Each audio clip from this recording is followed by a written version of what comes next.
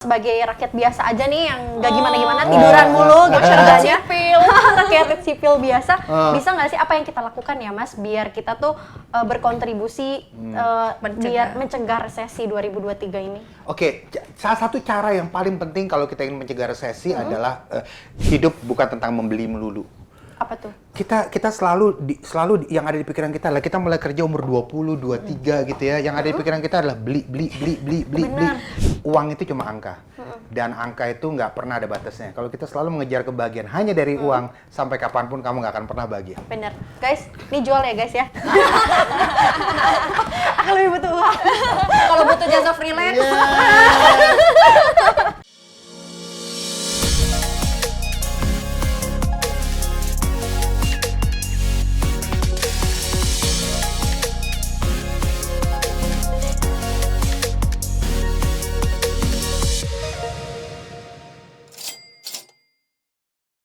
Halo Sobat Kompas.com, balik lagi di Generasi Cuan Part 2. Masih sama Melis, Niken, dan juga Mas Safir Senduk selaku perencana keuangan. Nah Mas, di part 1 tadi kita udah ngobrol-ngobrol banyak soal resesi. Nah ini di part 2 kita masih mau menjawab pertanyaan dari netizen yang akan dibacakan Niken. Pertanyaan netizen kedua ini dari Instagram ya Mas, dari @ridoilham. Apakah resesi mengharuskan kita untuk mencairkan aset investasi? Keren banget ya pada punya aset investasi. Wah, kayak kamu curhat ya. pengen Curhat pengen ya. Jadi kan yang bisa dicairkan ya. Iya. Ini kan jadi gini, berdasarkan wujudnya itu ada 3 macam investasi. Pertama adalah real asset kayak emas, properti dan lain sebagainya. Kemudian kedua adalah paper asset kayak deposito, reksadana, falas dan lain sebagainya, itu paper asset. Kemudian ketiga itu adalah digital asset, segala macam aset yang berada di blockchain kayak crypto, NFT. Jadi ada apa tadi, real asset, ada paper asset, ada digital asset. Nah, ketakutan terbesar orang adalah ketika resesi dia nggak punya uang. Ah iya, nggak punya uang cash. Karena uangnya itu ada di investasi. Benar. Nah, kalau investasi ada di real asset, nah itu agak repot. Kenapa? Dia mesti jual dulu. Iya benar. Nunggu Nah, ada yang beli ya. Cuma real assetnya lihat dulu nih. Kalau emas, cuma emas itu mudah banget dijual. Benar. Kalau Gampang properti, banget. rumah. Kalau properti, Tahun-tahun sih kalau ya. kamu nggak pernah punya pengalaman jual beli properti, jual properti itu nggak kayak orang jual kacang goreng gitu. Jadi yes, silakan coba jual properti Anda Dari sekarang nih. dari sekarang gitu. Atau yang kedua adalah coba disewakan.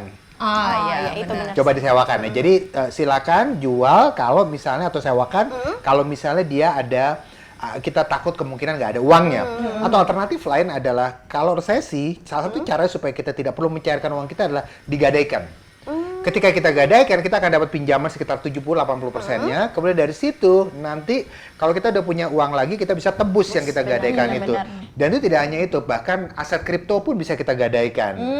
Aset kripto bisa kita gadaikan, kita dapat pinjaman, nanti pas punya uang lagi, kita tebus lagi. Seperti itu. Jadi silakan nggak apa-apa dijual kalau memang kita takut nggak punya uang saat resesi. Tapi kalau ada mah nggak usah dicairin ya Mas. Tapi kalau kita merasa bahwa pekerjaan kita aman-amannya 2003, nggak usah dicairin lah. Tadi udah dijelasin kalau misalnya kita harus menyiapkan. Yes. Nah, kalau buat anak muda nih, apalagi kan kayak aku Niken atau enggak teman-teman sahabat Kompas.com di luar sana, apalagi yang baru fresh graduate nih, baru banget entry level. Apa sih harus kita siapin gitu selain uang mungkin atau investasi? Apa yang harus kita siapkan buat menghadapi resesi ini? Yang paling penting sekali lagi adalah nomor 1 adalah tetap nabung dan berinvestasi ya. Nabung itu tidak harus ke tabungan di bank gitu, tapi yang penting investasi. 10 tahun lalu, 20 tahun lalu, anak muda selalu mendapatkan nasihat yang sama. Mumpung masih muda, beli rumah. Iya, betul.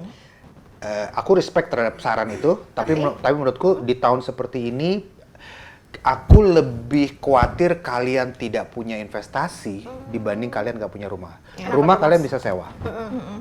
Tapi kemapanan finansial seseorang itu diukur dari kamu punya investasi apa enggak. Aduh, Gitu. Pertanyaannya sekarang adalah, kalau kita nggak punya rumah, gimana bisa kita tinggal? Iya, Kita bisa sewa kok, nggak ada masalah kok. Jangan lupa bahwa rumah kita butuh untuk tinggal, tapi kita belum tentu butuh untuk memilikinya. Sedang. Aku kasih contoh fotografer. Fotografer atau videografer.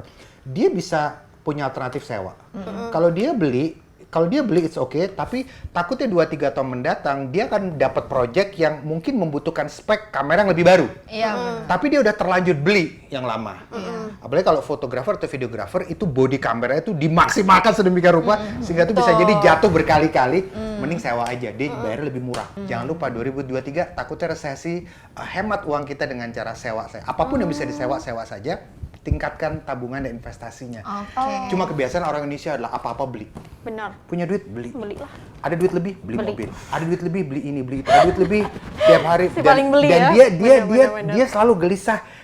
Kita hari ini belum buka marketplace nih, oke. Kita taruh di wishlist, kita taruh di keranjang. Pas gajian kita check out. Yang ada di pikiran kita adalah punya duit beli. Bener. Serius. Iya. Sewa ya Mas harusnya. Kalau apapun yang bisa disewa, sewa. Sewa pacar bisa. Oke, itu satu ya. Nomor satu adalah sekali Sewa lagi, pacar. Jadi nomor satu punya investasi yang banyak.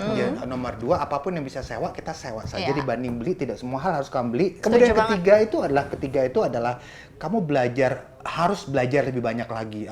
Tingkatkan pengetahuan. Tadi aku bilang kursus online itu ada banyak banget. Benar. Tingkatkan pengetahuan dan salah satunya adalah belajar ngedit video. Iya.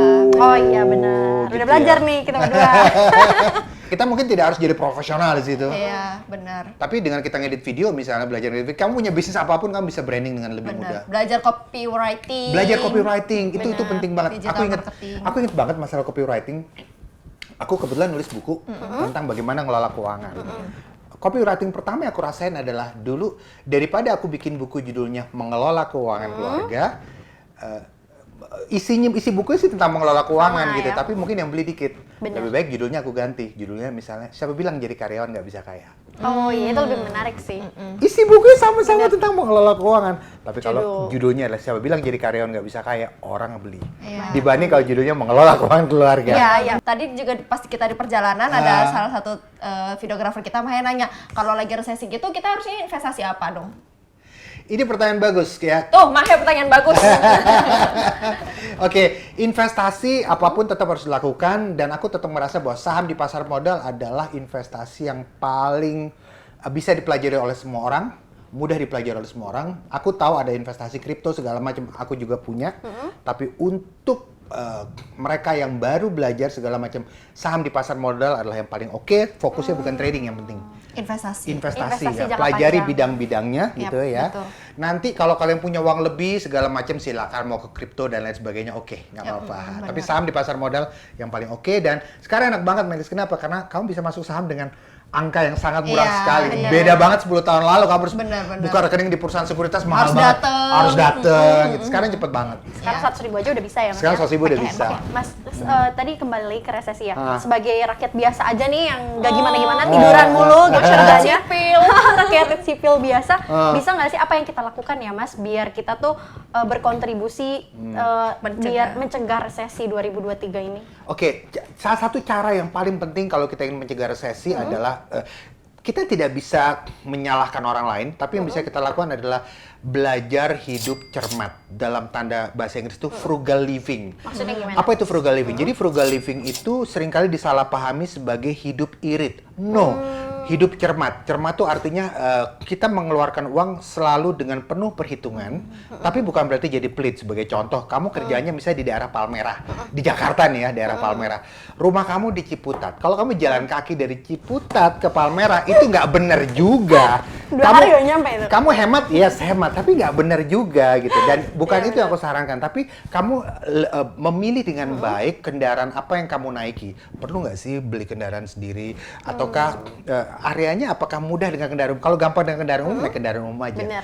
Itu namanya frugal living. Jadi apa-apa kita perhitungkan. Salah satu cara untuk frugal living itu juga adalah belajar untuk tidak membeli barang hanya karena dia brand. Tapi belajarlah membeli barang dengan memperhitungkan money to value. Dengan uang sedikit mungkin saya dapat apa nih gitu. Benar banget. Gitu. Tapi jangan lupa biasanya orang yang jualan brand itu ke kita, yang dia tekankan brand karena dia menjual ketidakamanan. Yang dia jual adalah keamanan. Kalau Niken pakai brand ini, kamu pasti akan ngerasa aman loh karena brand kami terkenal begini. Benar. Tapi kamu tetap harus pakai logika. Kalau saya beli kendaraan ini, saya dapat banyak gak dari ini? Jadi mengabaikan brandnya seringkali. Jadi itu yang bisa kita lakukan, belajarlah hidup secara cermat dan mulailah belajar membeli barang tidak lihat dari brand, tapi dilihat dari seberapa banyak yang kita dapatkan dari uang sesedikit mungkin yang kita keluarkan. Bener banget. Apalagi cewek-cewek banyaknya kayak brand ini, tas ini gitu ya. Padahal fungsinya ya cuman buat dipakai juga gitu. Dan satu lagi nih kan adalah hidup bukan tentang membeli melulu. Apa tuh? Kita selalu yang ada di pikiran kita adalah kita mulai kerja umur 20, 23 gitu ya. Yang ada di pikiran kita adalah beli. Beli motor, kita beli mobil. Kemudian penghasilan kita naik, karir kita naik, mobil ganti yang lebih baru, ganti yang lebih bagus. Terus begitu ya, kita rumah, kemudian next time rumah naik lagi dan lain sebagainya gitu ya. Akhirnya selama 35 tahun dari kamu start umur 20 sampai kamu umur 55, kamu punya terlalu banyak barang. Kamu punya rumah besar, isinya barangnya terlalu banyak. Ujung-ujungnya semua barang itu jadi waste. Bener, capek sih ngejar-ngejar Nilainya materi menurun itu. dan itu nggak akan pernah kelar. Jadi aku selalu bilang gini nih kan, aku selalu bilang adalah uang itu cuma angka dan angka itu nggak pernah ada batasnya. Kalau kita selalu mengejar kebahagiaan hanya dari uang, sampai kapanpun kamu nggak akan pernah bahagia. Bener, guys, ini jual ya guys ya. Aku lebih butuh uang. Kalau butuh jasa freelance. Udah, Yes. waktunya menurunkan standar hidup Yes, ya. Bener-bener. hidup cermat, hidup Belajar cermat hidup ya. cermat dan hemat ya. Yes, betul. Oke, Mas, ini menutup perbincangan kita nih kalau udah mau hujan ya. Boleh dikasih tips do and dance-nya, Mas, gimana kita menghadapi resesi 2023 supaya lebih cermat dan hemat? Oke, nomor 1, jangan mudah terpengaruh godaan di sosial media. Oke, baik. Maksudnya gimana tuh, Mas? Jadi gini, sosial media kita sekarang penuh banget dengan orang yang flexing. Ya. Dan yang lucu itu adalah yang flexing itu seringkali dia tidak melulu jualan sesuatu sekarang. Kalau dulu orang yang flexing itu kadang-kadang dia jualan robot, kadang-kadang dia jualan apa itu namanya trading online segala macam gitu ya, atau dia memang punya bisnis dan dia mau kita ikutan di bisnis dia. Tapi sekarang seringkali aku lihat yang flexing itu tidak melulu jualan sesuatu. Loh, tapi ngapain dia flexing? Emang karakter pribadinya dia aja. Iya, benar, Gitu dia habis beli kendaraan tertentu, kemudian dia videoin merek di setirnya dia videoin, tapi kontennya bilang jemput anak nih. Gitu.